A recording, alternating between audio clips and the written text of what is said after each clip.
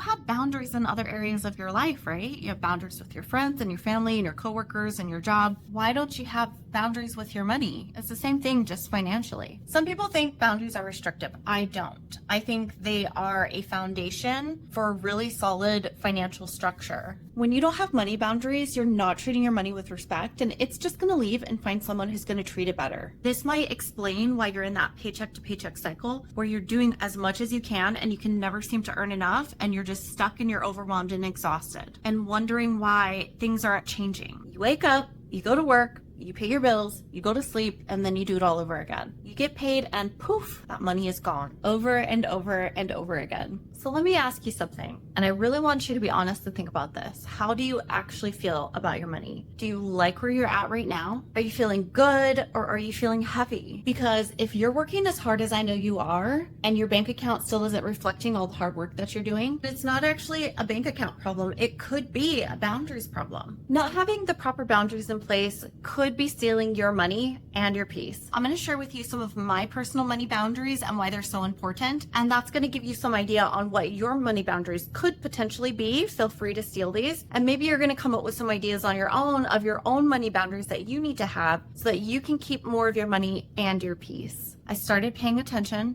I got to know what my numbers were. I stopped avoiding my finances, and dare I say, I actually got fearless with my money. Once I started to change my mindset and institute boundaries, my whole life started to change. I think it was over the course of a year that I went from feeling so hopeless to moving across the country, having a brand new apartment, a brand new car, all within the span of a year.